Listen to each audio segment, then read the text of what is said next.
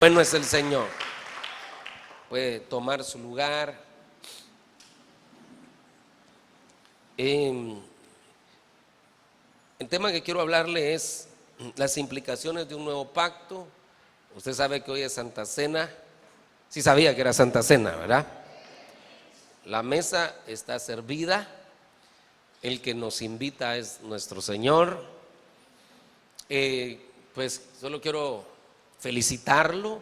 Yo sé que algunos de ustedes toman muy en serio este día, esta actividad. Tan es así que algunos, incluso cuando por alguna razón muy fuerte no pueden estar, me avisan. Dice: perdón, hermano, no voy a estar en la Santa Cena, que lo lamento.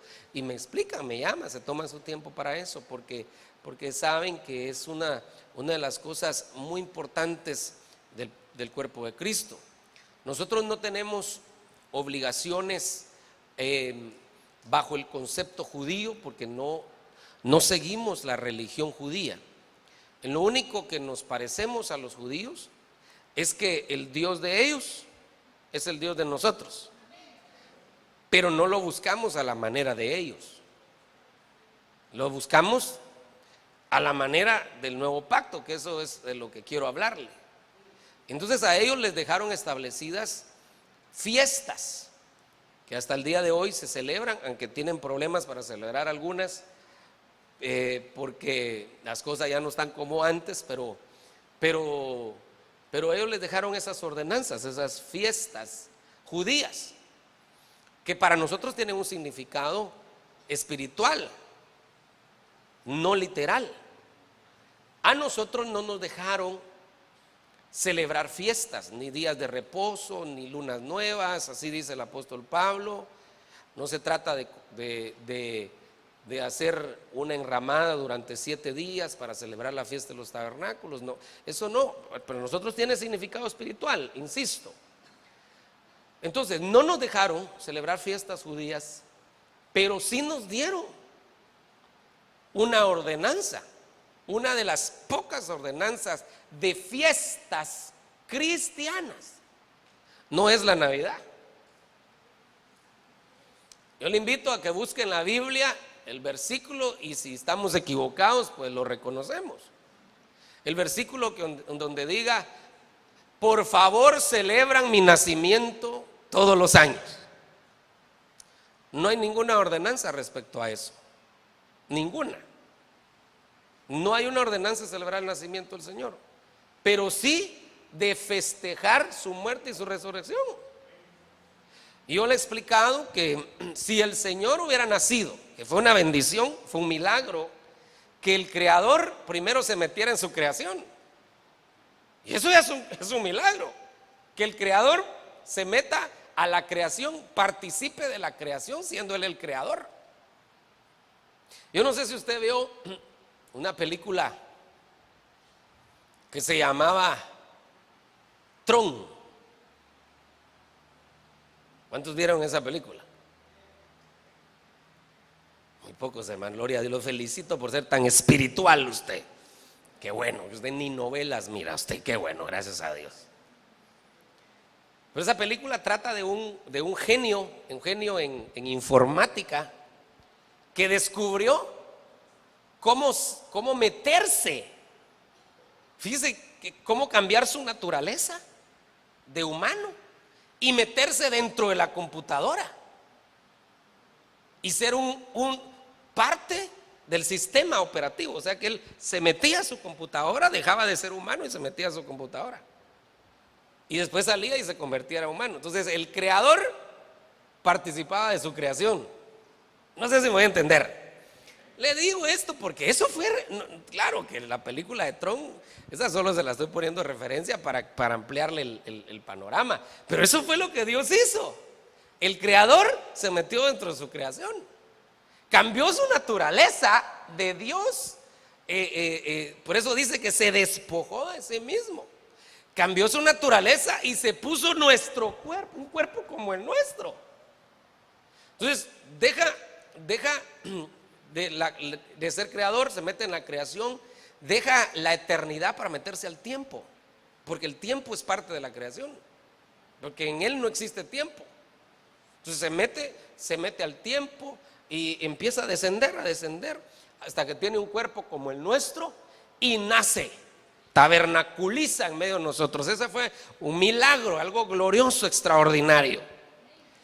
Pero si Jesús hubiera nacido y no hubiera cumplido su misión, nosotros no fuéramos salvos. Nosotros no fuéramos salvos.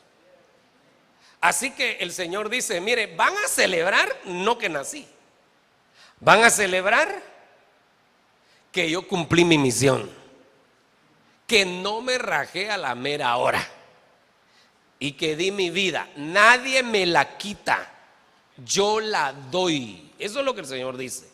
Si a mí me sería fácil darle una orden a los ángeles para que vengan, así que los romanos me van a quitar la vida a mí. No, nadie me la quita, yo la doy por amor. Así que cumplió su misión. Yo no sé si le da gracias al Señor por esa misión que Él cumplió, ¿verdad? Entonces hoy estamos en eso. Es una de las fiestas que sí se nos pide. A nosotros no se nos piden las fiestas judías, no se nos pide guardar el sábado. A nosotros se nos pide celebrar la Santa Cena. Eso es un acto muy importante, el que venimos. Y la Santa Cena pues implica para nosotros muchas cosas, y una de ellas es recordarnos que estamos en un nuevo pacto. Un nuevo pacto. Y entonces tenemos que hablar de eso. Y pues quiero recordarle que en la Biblia aparecen 4 pactos que son muy generales, porque hay pactos específicos. Dios hizo un pacto con David, por ejemplo, pero ese pacto no tuvo una repercusión para toda la nación israelita, sino que tuvo una repercusión para él y su casa. Entonces hay pactos muy específicos, pero hay 4 pactos que sí tuvieron un impacto a nivel macro, a nivel grande. Y el primer pacto es el pacto con la humanidad. Eso lo hace el Señor. Uno ve después de que Dios hizo un pacto con Noé, pero ese pacto con Noé era realmente un pacto con la humanidad. Después del diluvio aparece el arco en las nubes y el Señor dice: esta es la señal del pacto. Pero eso no, los judíos no existían. Noé no fue judío, pues no existían los judíos. Ese era un pacto con la humanidad, y le hace una promesa a la humanidad. Y la promesa que le hace es que nunca más iba a destruir la tierra con agua. Con agua. Note, con agua. Si va a haber destrucción. Si va a haber destrucción. La tierra va a ser destruida. Eso lo dice el apóstol Pedro, que va a ser consumida por el fuego. Entonces la tierra primero fue bautizada en agua, después va a ser bautizada por fuego. Todo lo terrenal, para ser purificado, tiene que ser bautizado en agua y después bautizado por fuego. Por eso es que nosotros, cuando venimos a Jesucristo, tenemos que ser bautizados en agua y bautizados por fuego, que es el Espíritu Santo. Por eso la iglesia que ya se bautizó en agua, el siguiente paso es pedir el bautismo en fuego, hermano. Hay que pedir el bautismo con el Espíritu Santo, porque esa es parte de la purificación de lo terrenal. Muy bien, ese pacto con la humanidad fue ese. Y ahí el Señor les dice algunas otras cosas. Por ejemplo, dice: mientras la tierra permanezca. O sea que ahí está dejando entre líneas. No siempre va a permanecer como la ves, pero mientras permanezca, no cesará la lluvia. Entonces, otra de las cosas que Él promete ahí, que iba a enviar lluvia siempre, para que la humanidad pues pudiera hacer sus siembras y pudiera comer, y dice: no cesará la siembra y la cosecha. Entonces ese es un pacto que todavía está vigente con todos los humanos. Por eso la Biblia dice que Él hace salir el sol sobre buenos y malos, porque Él tiene un pacto con la humanidad mientras la tierra permanezca. ¿Está conmigo? Eso no es salvación, eso es un pacto para los terrenos, los terrícolas, ¿verdad? Luego viene un pacto con Abraham. Ese pacto todavía no es con los judíos, Ese pacto, mire, y en cada pacto el Señor pone señales. Esto es bien interesante porque aquí en el pacto con la humanidad puso el arco, ¿verdad? El arco. Y luego con Abraham, una de las señales que puso fue la circuncisión. Esa, vamos a ver, espero no cometer falta de ortografía. Creo que así se escribe. Esta es una señal con los hombres, hijos de Abraham. Esta señal no apareció con Moisés. Esta no era una instrucción, para los judíos que viniera en la ley, porque cuando la ley vino los judíos ya se circuncidaban.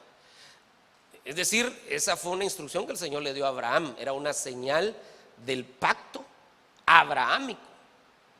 Y Dios le da a Abraham incluso promesas específicas para él y su descendencia. Ahora, lo interesante es que esa descendencia de Abraham, ¿quién cree usted que es la descendencia de Abraham? ¿Ah? Nosotros. Nosotros. Yo no sé si usted, vamos a ver, ¿se puede aquí hacer una búsqueda en la Biblia? ¿No me da permiso usted? Vaya, mire pues, ya que usted me dijo amén, gracias a Dios con esta. Vamos a ver si aquí, es que le quiero leer. Y me siento tan rico aquí predicando con usted. Vamos a ver.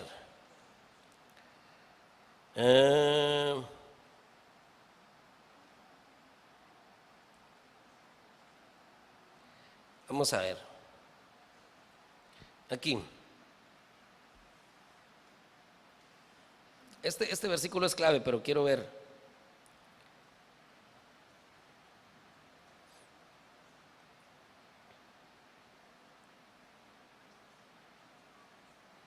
Vamos a ver el versículo 12.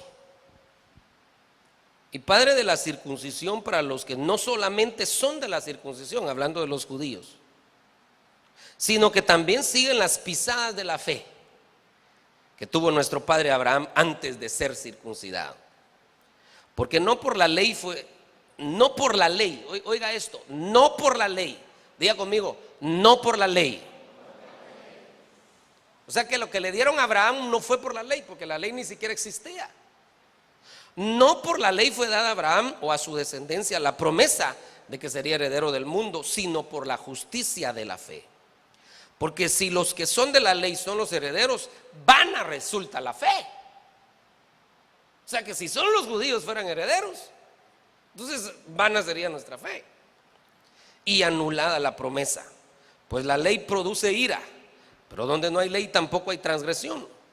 Por tanto es por fe, para que sea por gracia, a fin de que la promesa sea firme para toda su descendencia, no solamente para la que es de la ley, sino también para la que es de la fe de Abraham, el cual es padre de todos nosotros. ¿Ya lo vio?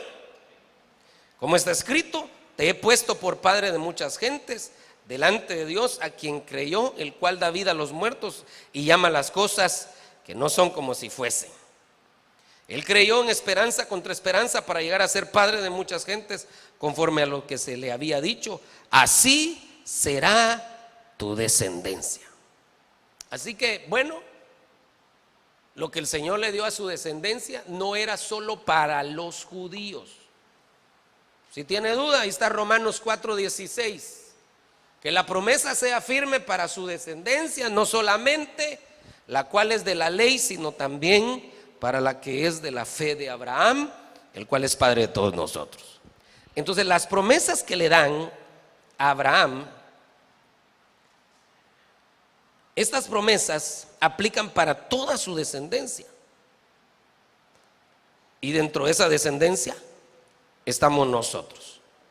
Entonces ahí Dios hace un pacto y aquí se me borró lo que le había puesto. Con la humanidad es el arco, con Abraham en la circuncisión, y el Señor le empieza a dar promesas ahí, ¿verdad? Y una de las que le da es: los que te bendigan, yo bendeciré a los que te bendigan y maldeciré al que te maldiga. No solo se lo dice a Abraham, se lo vuelve a decir a Jacob más adelante. Entonces ahí nosotros entendemos que cuando se trata de la bendición de Abraham, nos alcanza a nosotros, pero cuando se trata de la bendición de Jacob, fue específicamente para los judíos. Es que interesante. Es decir, mire, se lo voy a poner de esta manera: esta promesa de que bendeciré a los que te bendigan realmente no es para los judíos, es para la descendencia de Abraham. Y la descendencia de Abraham somos nosotros. ¡Qué tremendo! Entonces dice: pero se la voy a hacer también a los judíos. Entonces la repite y se la da a Jacob, para que les quede como legado también a todo el pueblo de Israel. Interesante cómo el Señor se la repite. Pero bueno, el punto es que ellos tienen esa promesa de que benditos los que te bendigan y malditos los que te maldigan. Yo quiero, por favor, que usted vea que esa promesa la tenemos nosotros. Quiero decirle algo: esto es tan real que usted no tiene idea. Los que lo bendigan a usted son benditos, porque así dice la Biblia. Miren, muy pocos amén, pero los que lo bendigan a usted son benditos, porque benditos los que te bendigan. Y el que lo maldiga, sin que usted lo maldiga, porque si usted maldice también se mete en líos. Sin que usted maldiga: Señor, yo no voy a decir nada, pero ahí te encargo que lo hagas chicharrón, Señor, por favor. Eso se vuelve una antioración. No puede uno pedir eso. Es decir: Señor, tú sabes la injusticia que se me ha cometido, te pido que me ayudes a no guardar rencor. Hasta ahí vamos bien. Y te pido, Señor, que tú aclares las cosas. Vamos bien. Pero cuando uno pide que caiga fuego del cielo sobre el otro, me metió en líos. Pero el punto es: si una persona lo maldice a usted, se va a meter en líos con usted. Por eso la Biblia dice: tengan cuidado de que lo que digan de ustedes sea mentira, porque si lo que dicen de ustedes es mentira, los están haciendo bienaventurados, y yo me voy a encargar del otro. Pero si lo que están diciendo de ustedes es verdad, entonces hay problemas, porque entonces se está dando un mal testimonio. Eso es lo que el Señor dice. Pero el punto es: son benditos los que nos bendigan, así como el pueblo de Israel. Benditos los que los bendicen. Mire, Hugo Chávez, pareciera coincidencia, pero solo maldijo al pueblo de Israel y le apareció un cáncer que ni en Cuba se lo pudieron arreglar, ¿verdad? Solo maldijo Israel. Es que se metió en líos. Es que el que maldice a Israel, ellos tienen esa promesa también. El que maldice a Israel se mete en problemas con Dios. El que se pone en contra de Israel se opone al plan de Dios, porque el plan de Dios es que los iba a restaurar. Dice la Biblia en Lucas: cuando ustedes vean que la higuera reverdece, es porque el tiempo está cerca. Y cuando se refería a que la higuera reverdece, se estaba refiriendo al renacimiento de Israel y a la restauración de Israel. Y la higuera empezó a reverdecer hace 70 años, hermano. Ahorita en noviembre, el 29 de diciembre, se cumplieron 70 años de que la ONU se reunió para reconocer a Israel y darle una tierra. Ahorita en noviembre, y en mayo del 48 se cumplen 70 años de su independencia. Pero ya estamos a 70 años. Interesante, el número 70 en la Biblia es profético. Hay muchas cosas ahí que ver. Pero desde hace 70 años la higuera empezó a reverdecer. Y hay de aquel que se meta con la higuera. nosotros como cristianos tenemos que bendecir a los israelitas, porque si no nos metemos en líos. Pero ellos también nos tienen que bendecir a nosotros, porque nosotros también tenemos esa promesa. No sé si me voy a entender. Ok, así como son benditos los que lo bendigan y maldito el que lo maldiga, también si usted maldice a alguien y ese tenía la promesa de Abraham y usted tal vez no lo sabía, entonces ¿qué pasa? Pues uno tiene que tener cuidado, hermano, de no lanzar así palabras al aire sin haber revisado bien los antecedentes, porque uno puede estarse metiendo en líos con el Señor maldiciendo a un hijo de Abraham. No solo usted es hijo de Abraham, el que está a la par suya también es hijo de Abraham. Así que tenemos que tener cuidado. Muy bien, y hermano, es importante aclarar aquí que hace poco una votación en la ONU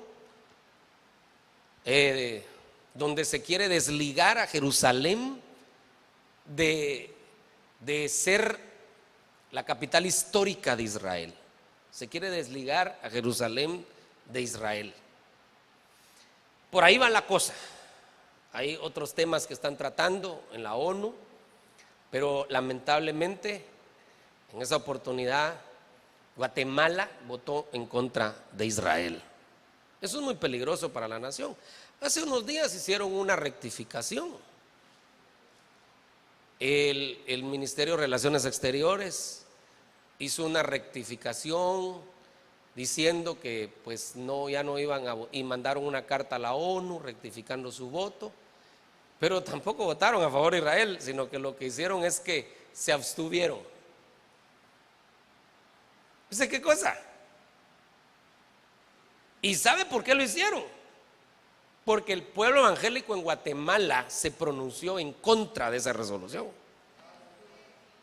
Uno de los que se pronunció en contra de esa resolución a través de los medios de comunicación fue nuestro apóstol. Él se pronunció en contra y dijo que él desconocía ese voto en contra de Israel y nos cubrió a nosotros y dijo: yo cubro a mis hijos biológicos y a mis hijos espirituales, que ese voto no nos haya tomado en cuenta a nosotros, que les haya tomado en cuenta a los gobernantes, ¿verdad? Fíjese qué tremendo. Y juntamente con nuestro apóstol, otros líderes evangélicos, amigos de Israel, empezaron a pronunciarse. Entonces presionaron, hermano, si Guatemala tiene el 50% de gente evangélica, no definidos,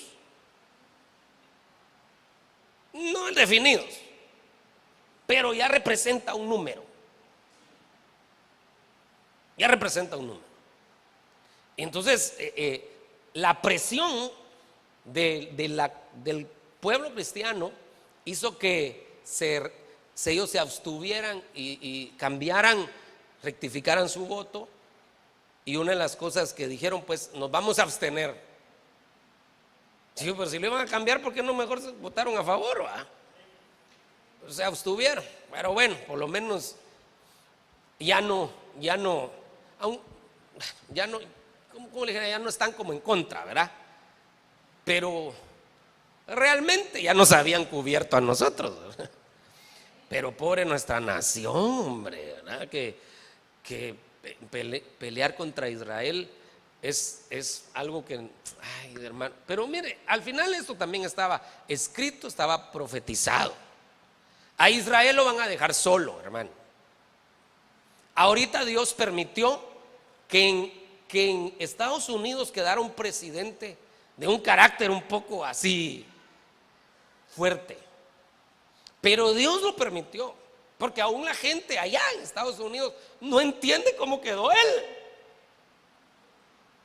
Si todos creían que iba a quedar Hillary Clinton, no entienden cómo quedó él, pero se aplica así literalmente la palabra de Dios, que Dios es el que pone y Dios es el que quita reyes. Y Dios puso a ese hombre ahí para sostener todavía la peña. y darnos a nosotros un tiempo de que nos arreglemos, porque Él pronto viene. Y entonces este hombre no solo votó a favor de Israel, porque Estados Unidos y Canadá fueron de los que votaron a favor de Israel, sino que ese hombre de una vez hizo un decreto. Ese no anda con mates.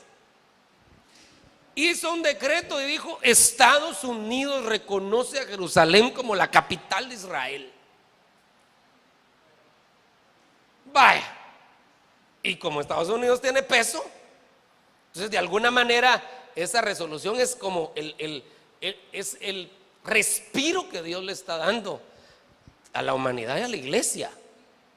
Son 70 años de que la higuera reverdeció y el Señor está a punto de regresar. Y Dios dijo: pero voy a dejar un tiempito, voy a poner a este hombre ahí para que me sirva, porque Dios puede mover a reyes a favor de su pueblo.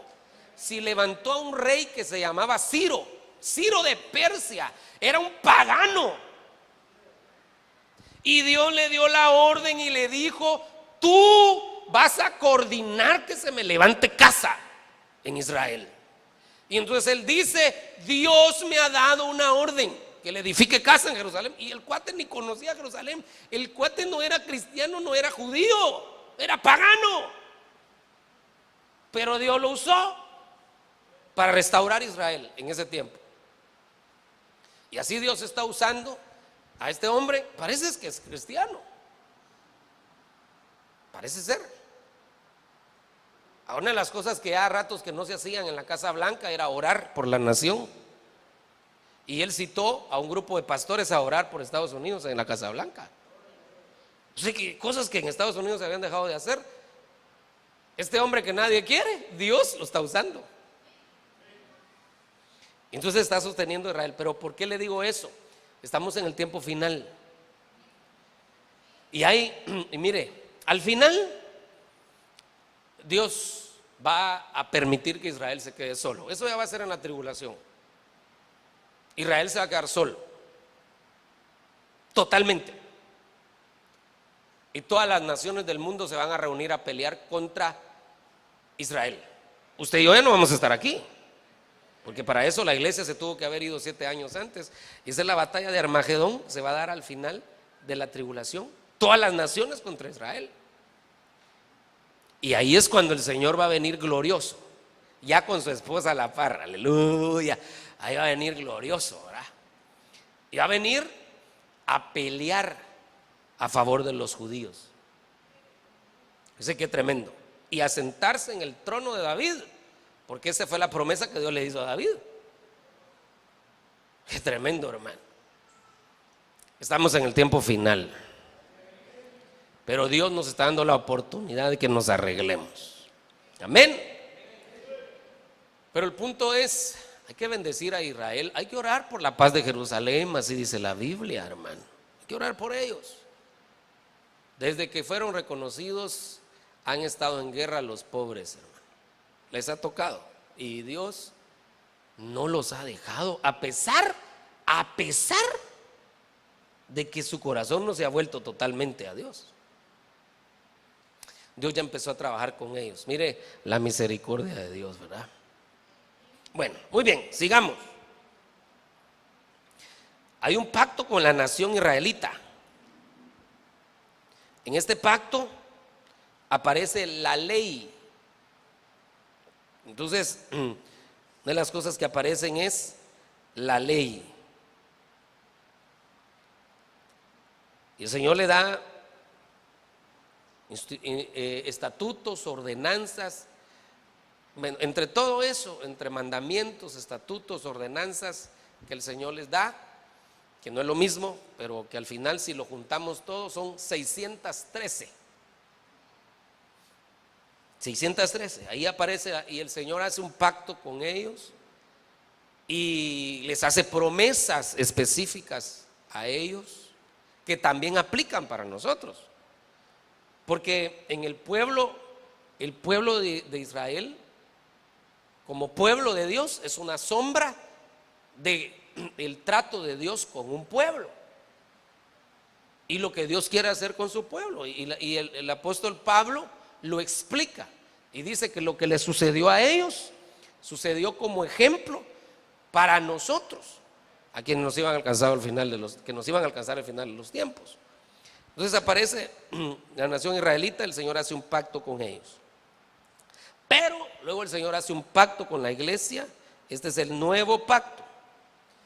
Y este nuevo pacto, el Señor deja cosas, por ejemplo, interesantes, que deja una señal, y la señal la deja en la mujer, y la señal es el velo, que es señal de cobertura. Fíjese que aquí con Abraham la señal la tenía el hombre, pero aquí con la iglesia la señal la tiene la mujer, porque la mujer representa a la iglesia. Entonces por eso es que dice que la mujer cuando ore y profetice, no cuando ande en el mercado, cuando ore y profetice, ni siquiera cuando está sirviendo y está preparando ahí, que le tocaron las ventas, qué sé yo, no, cuando ore y profetiza, que se cubra su cabeza como señal. Así que dice, como señal de autoridad. Y luego dice, hermano, en el contexto, así como la mujer está sujeta a su marido, que la iglesia esté sujeta a Jesucristo. La iglesia tiene que estar sujeta a Jesucristo. Entonces, ¿por qué le ponen el velo? Como señal de autoridad, señal de sujeción. Y entonces dejan a los 5 ministerios también. Ese es el nuevo pacto, todo lo que implica. Ese es algo glorioso, todo lo que el Señor dejó. Y aquí ya no hay judío ni griego. Todo el que quiera puede ser salvo, un árabe, puede ser salvo un musulmán, puede ser salvo un chino, un hindú. Todos pueden ser salvos. Porque el pacto ya no es ni con la humanidad global, ni con Abraham, ni con un pueblo específico, sino que ahora el pacto es con todo el que se meta en Cristo. A los suyos vino, los suyos no le recibieron, pero a los que le recibieron les dio el derecho de llegar a ser hijos de Dios. Entonces ahora el que le reciba, no importa qué idioma hable, no importa cómo se vista, no importa su apellido, no importa su color, en Cristo somos una nueva raza. Y ese es el pacto, ese es el nuevo pacto. Entonces hay un nuevo pacto con la iglesia. Y hoy que venimos a la Santa Cena, venimos a recordar que estamos bajo un nuevo pacto. La Santa Cena es recordar que el Señor tiene un pacto con nosotros. Hay un pacto en el que participamos todos. Dios es un Dios de pactos. ¿Cuánto creen eso? Pero no es un Dios de pactos baratos. Mande 1,000 pesos al canal y haga pacto con Dios. Esa es basura. Ese es invento del hombre para estafar. Los verdaderos pactos es de gente íntegra, gente que ama a Dios, gente que se mete con Dios, gente que busca a Dios, gente que le arranca a Dios una bendición. Esos son los verdaderos pactos.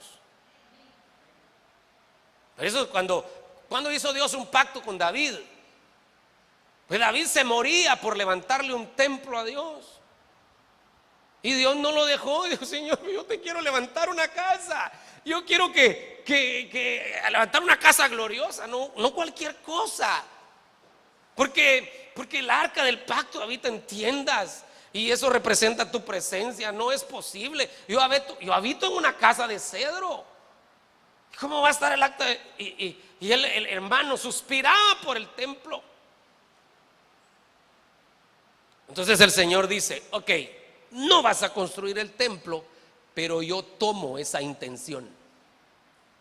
Y por cuanto tú has propuesto en tu corazón edificarme casa, ¿sí? No la edificó, pero se lo tomaron en cuenta. Por cuanto has propuesto en tu corazón edificarme casa, entonces este es el pacto que yo hago contigo. Entonces hace un pacto con Él. Nunca faltará quien se siente en tu trono, y yo haré que tu casa sea duradera. Ay, qué tremendo, hermano, que los hijos de David no fueron tan buenos que digamos. El mismo Salomón, hermano, apostató. Pero por cuanto Dios había hecho una promesa con David, tuvo cuidado de su descendencia. Y así le dice a Salomón: por amor a tu padre David no te quito todo el reino, le dijo. Tremendo, hermano. Entonces sí hay pactos así, individuales. Y qué bueno si usted le puede arrancar a Dios un pacto. Qué bueno. Pero acuérdese, no es solo que manda 1,000 pesos y seguir en tu terco corazón. No, así no es. ¿O podemos comprar la voluntad de Dios? No. Claro que Dios sí ve la ofrenda, pero no de un corazón mezquino ni codicioso. Si Dios no necesita los 1,000 pesos, y si la gente lo manda con codicia, no se la reciben. Bueno, el canal sí se la recibe.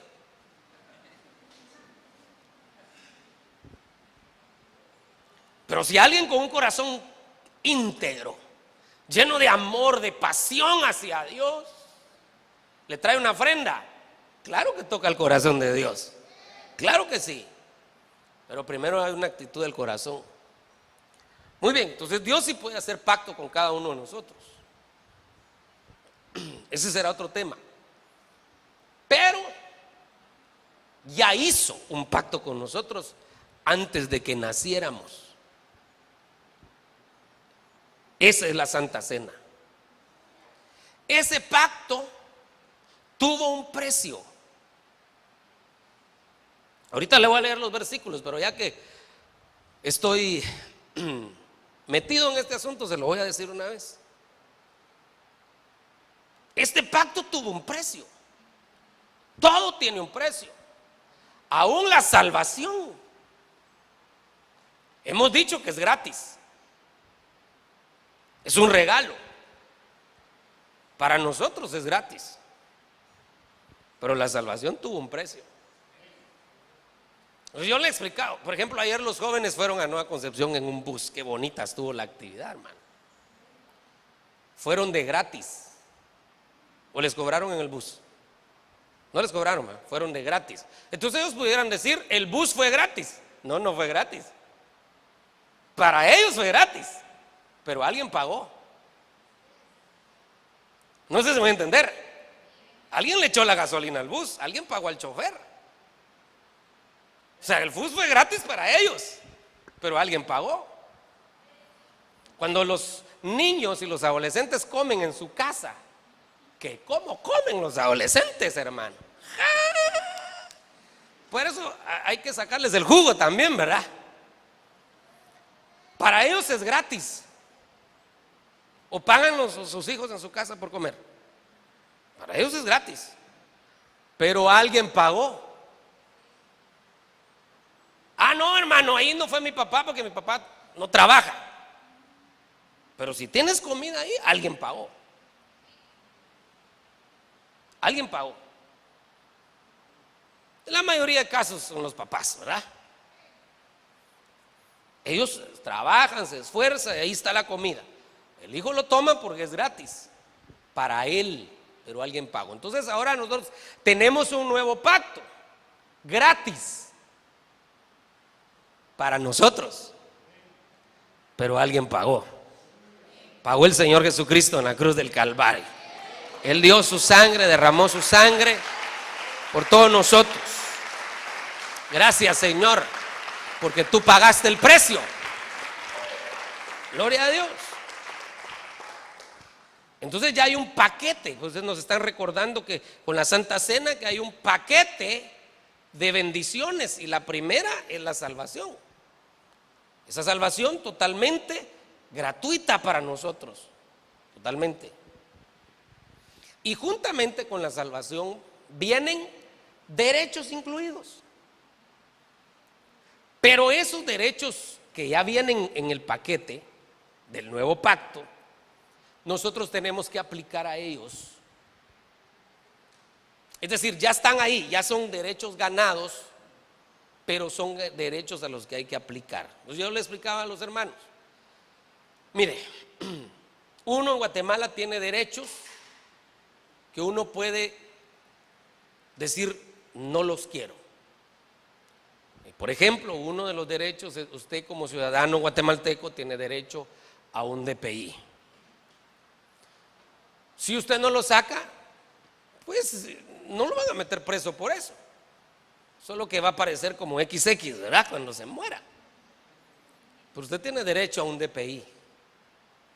Usted tiene derecho a un pasaporte. No las visas de los diferentes países, esos no son derechos. Porque esos ya son de otro país. Pero el pasaporte sí es un derecho. Entonces esos derechos, uno puede decir, no quiero pasaporte. Pues no. Tiene el derecho, pero no aplica a él. En el caso de las mujeres, tienen el derecho de cambiar el apellido por el de su esposo. Y esa es la incógnita todavía que tiene Jocelyn, ¿verdad? ¿Qué apellido me pongo, verdad? Está más bonito el de mi papá, dice ella, ¿verdad? Pero fíjese que es un derecho, pero ella puede decir si lo quiere o no. Delante de Dios, sí lo debería de hacer. Porque el que la mujer no se ponga el apellido de su esposo, dice mucho. Yo tuve a mi familiar que nunca se puso el apellido de su esposo, porque su esposo era indígena. Pero entonces, ¿para qué se casó con él entonces? ¿No se hubiera casado con él? Pues si se casó con él y no se pone el apellido, ahí hay un mensaje. Hay un mensaje. Pero bueno, es un derecho que se puede decir no lo quiero. Entonces, juntamente con este regalo, que oiga, ya fue pagado, viene a una lista de derechos. Pero esos derechos que ya vienen incluidos, nosotros tenemos que aplicar.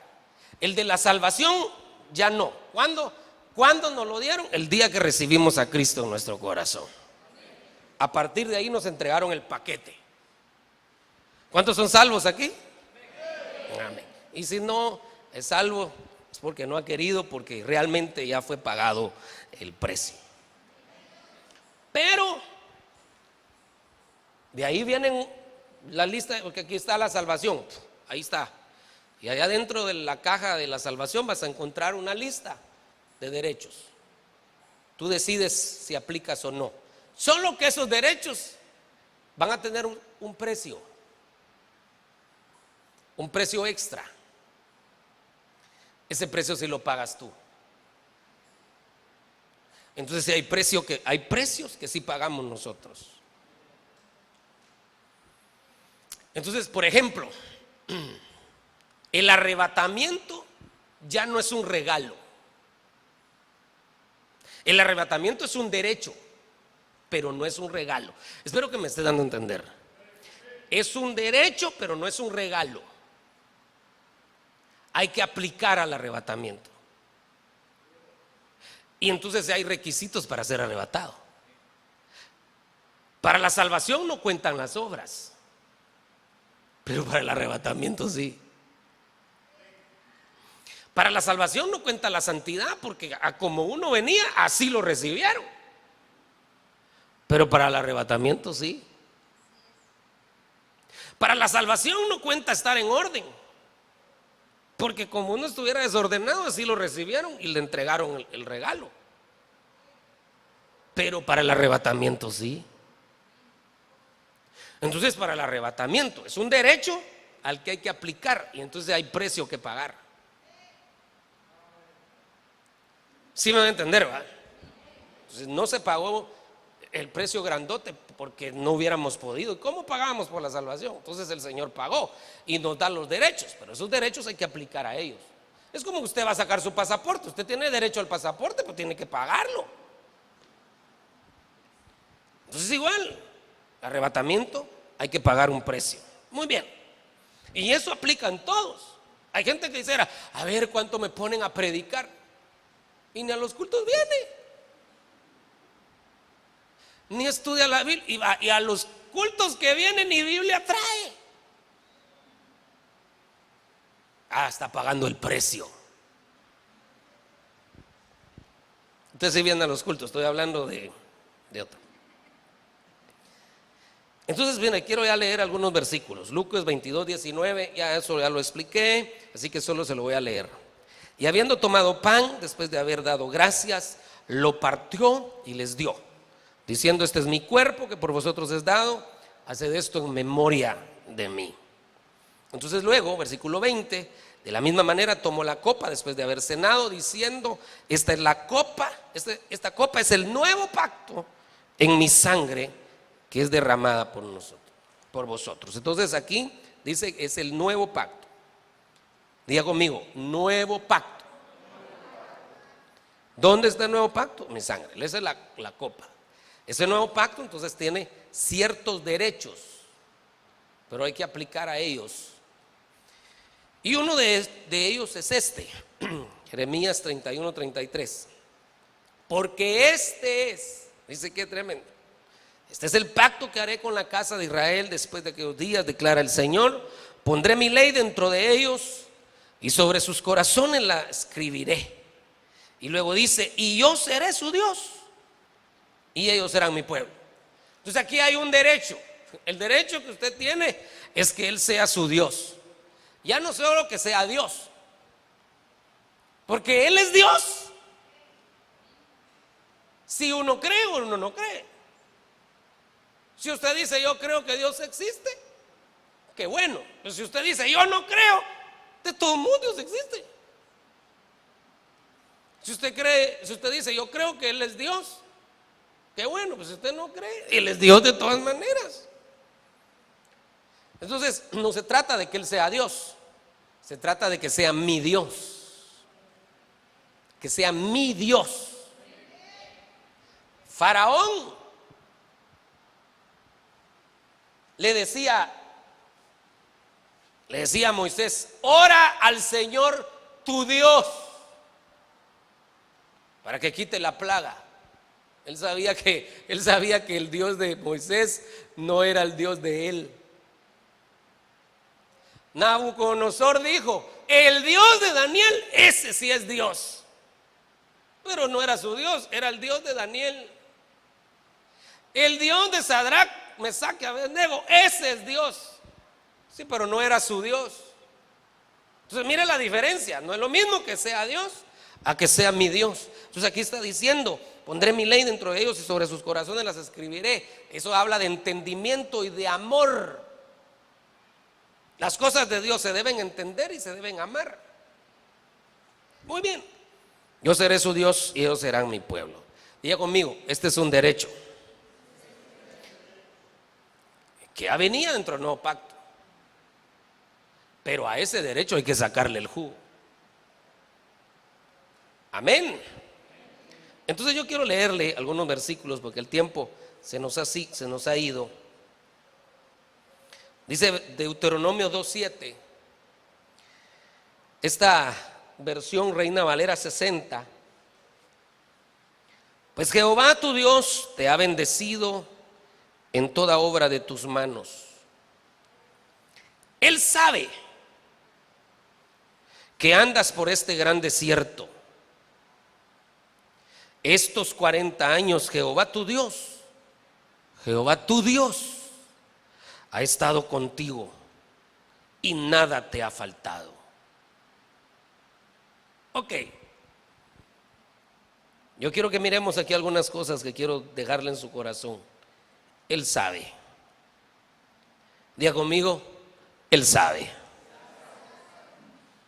Por esa frase la tenemos que dar, las tenemos que trasladar con responsabilidad.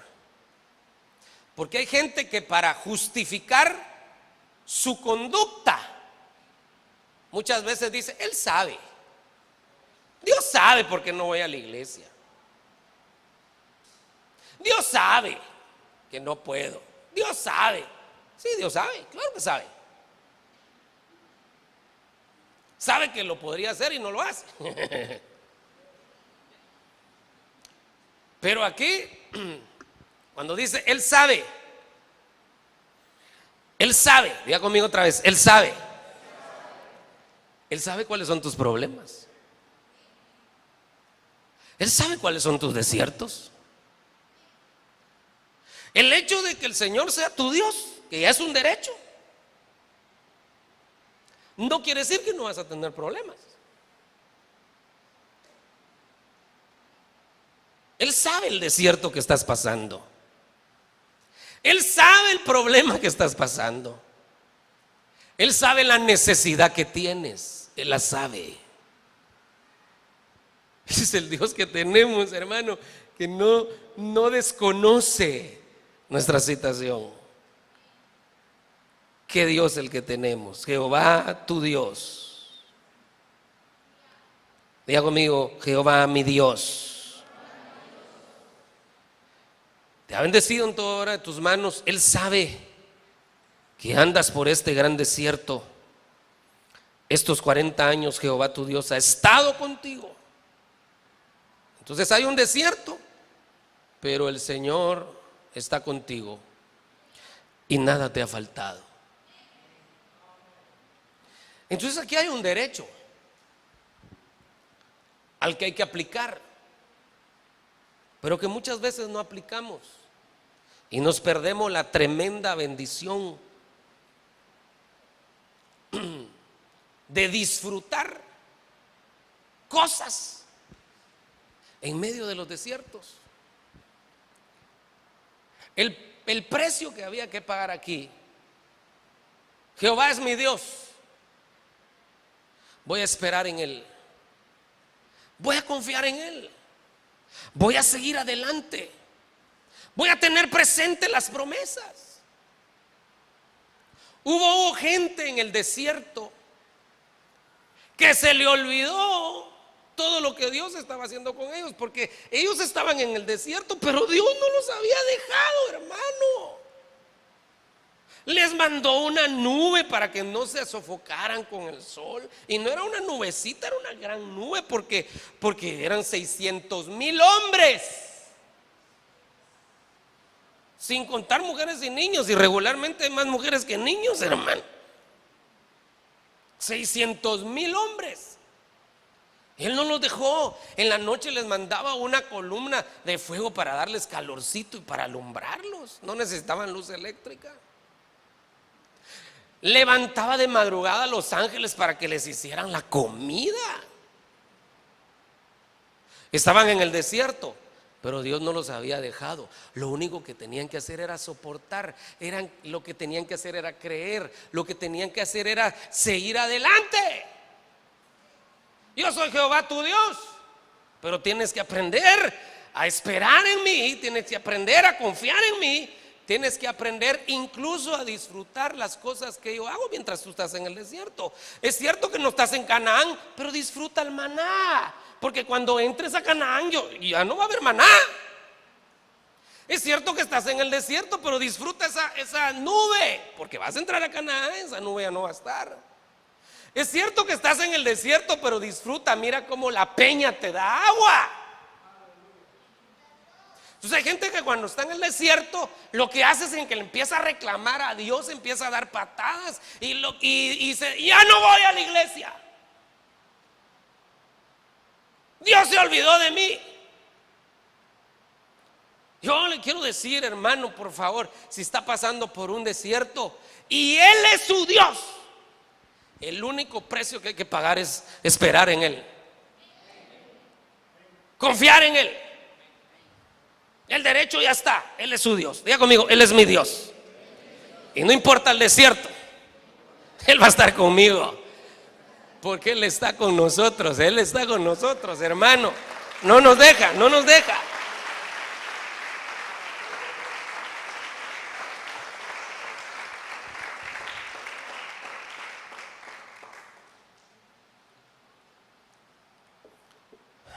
Señor es mi Dios.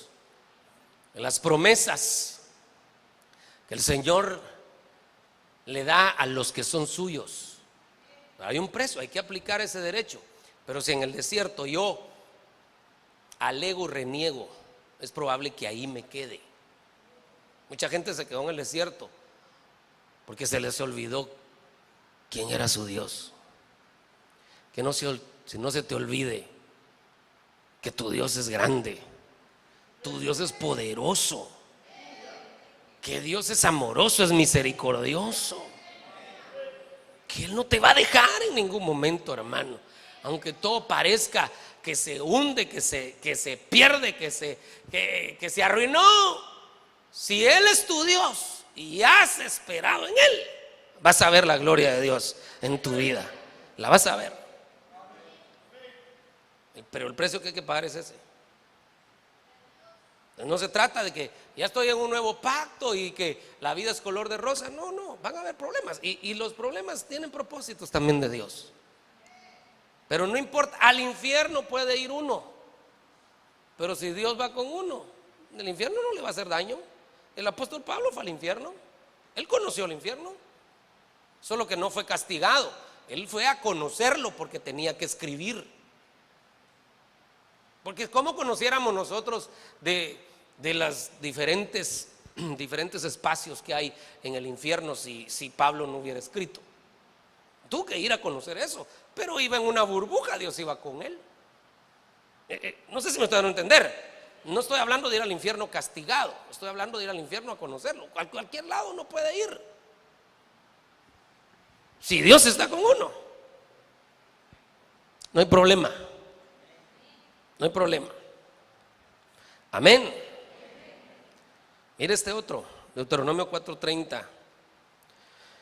Cuando estuvieres en angustia, este tema es bien amplio, y te alcanzaren todas estas cosas, si en los posteros días te vuelves a Jehová tu Dios y oyeres su voz, porque Dios es misericordioso, es Jehová tu Dios, no te dejará, ni te destruirá, ni se olvidará del pacto que les juró a tus padres.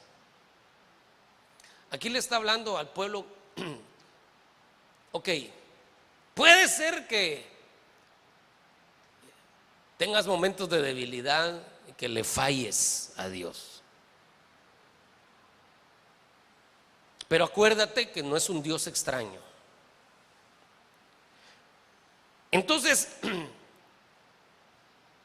vas a fallar, vas a pecar, vas a andar en caminos incorrectos. Entonces lo que yo voy a hacer, como yo soy tu Dios, es que te voy a meter en angustia.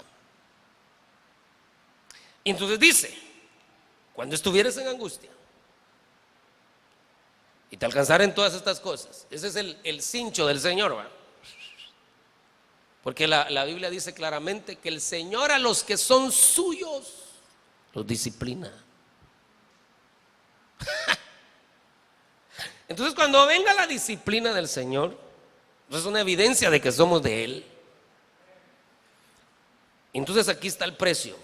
Y en esos días te volvieres a Jehová tu Dios. Aquí está el precio. Te volvieres al Señor Jehová tu Dios y oyeres su voz, porque Dios es misericordioso. Diga conmigo, Dios es misericordioso. Porque Dios misericordioso es Jehová. No te dejará ni te destruirá. Hay cosas que tal vez has hecho que merecerían destrucción, o que yo he hecho que merecerían destrucción. Pero si nos volvemos a Jehová nuestro Dios, Él no nos va a dejar ni nos va a destruir, y incluso va a retraer su castigo. Es que qué misericordia la de Dios cuando uno se vuelve de todo corazón, hermano. Qué misericordia. Es como cuando un hijo comete un error El papá lo confronta y él, en lugar de alegarle, le dice: tienes razón, papá, perdóname, ya no va a volver a pasar. El padre ya tenía el cincho así, ¡ah! Y cuando el hijo le dice así: ok, no hay pena, porque él mismo con su actitud ya desbordó al padre en misericordia. Un padre humano, que la Biblia dice que nosotros somos malos, hermano. Cuánto más nuestro Padre Celestial, que es bueno, ¿verdad? Es misericordioso. Así que en esta noche yo le quiero decir, hoy que es Santa Cena, el nuevo pacto incluye que apeles a la misericordia de Dios. La misericordia de Dios es parte del paquete de bendiciones. Disfrutar la misericordia. Si has fallado, si me ayudan con el piano, por favor. Si has fallado, no creas que tu Dios te quiere destruir. Mejor vuélvate y dice: Señor, entiendo que me has disciplinado. Entiendo que me has disciplinado porque soy tu hijo, porque soy tuyo. Te pido, Señor, que tengas misericordia. Yo me vuelvo a ti de todo corazón y yo estoy seguro que el Señor va a retirar sus juicios y va, el cincho que estaba, el Señor lo va a detener. Prueba la misericordia de Dios. Disfruta la misericordia de Dios. Es parte del paquete del nuevo pacto. Disfrutar la misericordia. Sentirse perdonado, sentirse amado por Él. Y sentir que Él no te quiere destruir, sino que es un Dios que cambia los tiempos, que da nuevas oportunidades. Dios da nuevas oportunidades. Dios, dice la Biblia, Él levanta del polvo al pobre y al menesteroso alza del muladar. El paquete del nuevo pacto incluye misericordia. Y la Biblia dice que la misericordia triunfa sobre el juicio. Misericordia es parte del nuevo pacto. Por eso es que nosotros tampoco podemos ser tan macheteros con aquellos que le fallan al Señor.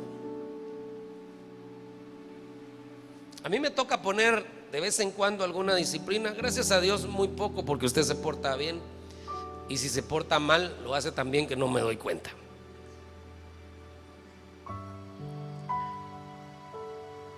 Solo que no solo disciplino yo, también disciplina a Dios. Pero a mí casi no me gusta. Pero lo que a mí me hace prolongar las disciplinas, soy humano, cometo errores, pero lo que a mí me hace prolongar las disciplinas es cuando alguien no reconoce su error. Eso me hace prolongarlas. Pero cuando alguien reconoce su error, a veces ni ganas de disciplinarlo dan, hermano. Y yo soy malo, cuando nuestro Dios, tan bueno que es Él, hermano, misericordioso. Así que nuevo pacto, igual misericordia. Misericordia para tu vida, para tu casa, para tu familia. Misericordia, ese es el nuevo pacto. Jehová tu Dios es misericordioso. Te puede perdonar, no importa qué tan mal hayas hecho, qué tan bajo hayas caído.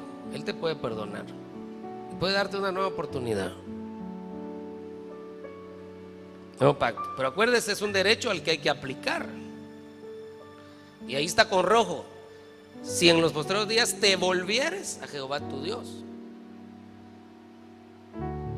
Eso es cómo se aplica ese derecho: volviéndose a Él de todo corazón. Todos le fallamos al Señor, de una o de otra manera. Pero si nos volvemos a Él, la misericordia de Dios se derrama sobre nuestra vida. Entonces es tan misericordioso. Y ahorita vamos a orar. Que Acab, hermano, era un desventurado en la Biblia. Hizo tanto daño. Permitió que su esposa matara profetas. Una idolatría terrible.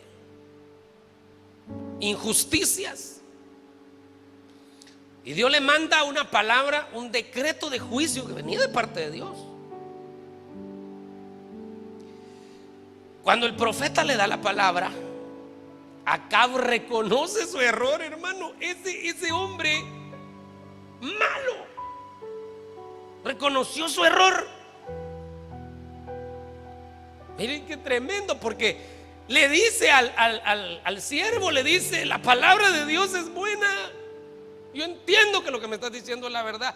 Solo se va el profeta y se humilla, se postra, le pide a Dios misericordia, le pide perdón. Y Dios, el profeta de camino iba y el Señor lo manda de regreso. Dile a Acab que por cuanto se humilló su corazón, yo voy a prolongar el castigo. Yo lo voy a dejar después. Voy a tratar con sus hijos. Vamos a ver cómo se portan sus hijos. Si se portan mal, sobre ellos va a caer. Pero le retiro su juicio. Fue provisional, porque si Acab se hubiera vuelto totalmente a Dios, le quitan de una vez el juicio. Y si hubiera hecho que su casa se volviera. Entonces el Señor le dijo: pero por cuanto te humillaste hoy,